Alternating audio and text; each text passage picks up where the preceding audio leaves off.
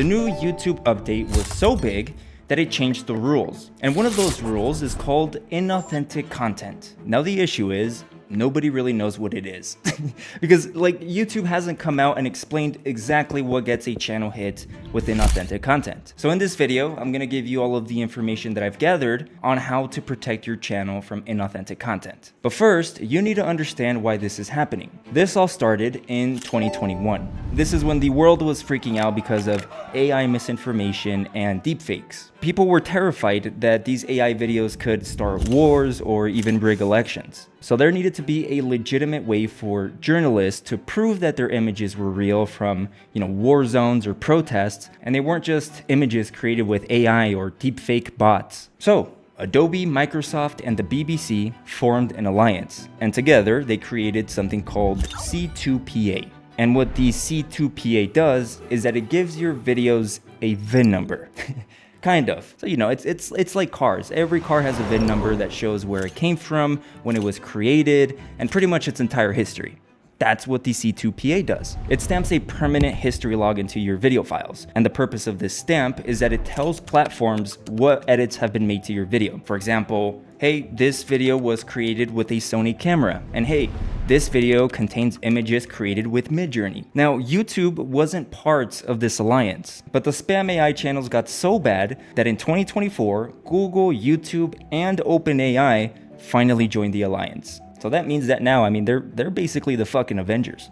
And together, with time, they built a double trap system, which is what we're seeing today. Trap number one is that C2PA label. Almost every major tool has it, and almost every major tool is part of this alliance. So if you create an audio with 11 Labs, or you create an image with Midjourney or ChatGPT, your video file is going to be permanently tagged with an AI warning, essentially. Trap number two is the pixel watermark. They realize that people might try and tamper with the file name, they might try to convert it or re-export it or do something. So what they do now is they embed a watermark into the pixels of your video that are completely invisible to the human eye. You know who it's not invisible to? Fucking Gemini. And if you don't know, YouTube implemented Gemini into their algorithm in 2025. So not only does it watch your videos, not only does it read your comments, not only does it see absolutely everything, but now it can tell what percentage of your video was made with AI. And there's no way to remove it. The worst part is that if you do figure out how to remove the AI watermarks and the file name, that's against terms of service. You're gonna be in deep shit if you do that. Now that I think about it, that might be illegal, but it's definitely against YouTube's terms of service. But now, it's important to mention that AI is not banned on YouTube. If C2PA/Gemini detects AI in your videos, and you didn't check the altered content box on YouTube Studio, that is no longer considered low quality content or inauthentic content. That is now considered deceptive practices, which if you don't know, inauthentic content, that's just demonetization. You can reapply in 90 days. Deceptive practices is termination. That's how a lot of people got hit in the last 2 months. In conclusion, in 2026, lazy AI YouTube automation is over.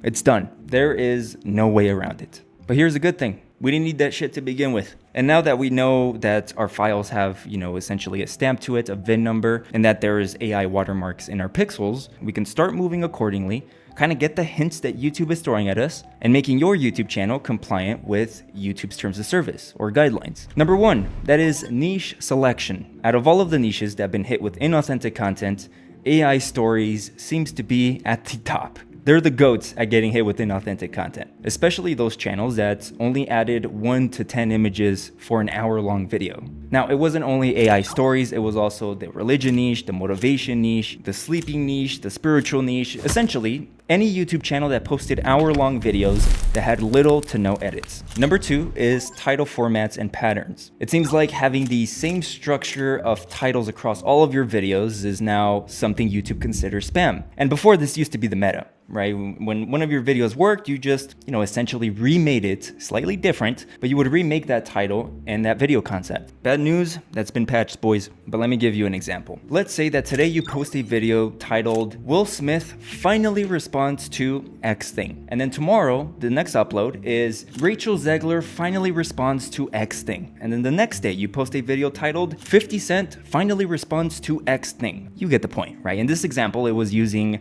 finally responds across all of your titles. Again, adding those repeated title formats is something YouTube considers spam. Number 3, that is scripting templates. This means having the same structure in your scripts across all of your videos. For example, if you're making biographies about movie stars, right? That's your YouTube channel. And every single video starts with when they were born, their rise, and their fall. And you use a ChatGPT prompt that creates the script in the same order every single fucking time. And YouTube's bots is going to see that and it's going to be like, okay, this motherfucker's video is the same shit. When they were born, the rise, and the fall. It's the same structure, the same emotional trigger that it tries to get every single time.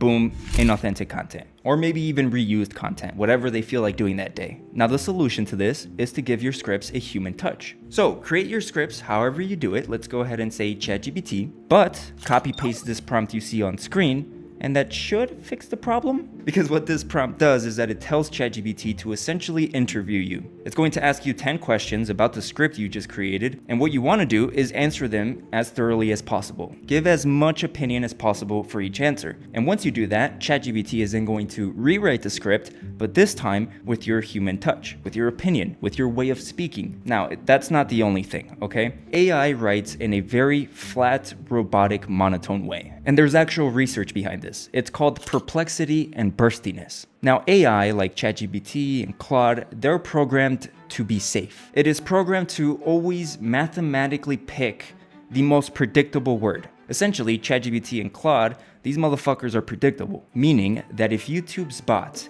can correctly predict the next word of your script, then it will get you hit. And that's because YouTube's AI understands that humans are chaotic. You know, we speak in long sentences, then short sentences, and then we go on long rants, and then random pauses. AI does not do that. This gives your fingerprint variation. If your script has zero burstiness, the algorithm can instantly tell that it was written by AI. Moving on to number 6 or number 5, I don't know, I lost count.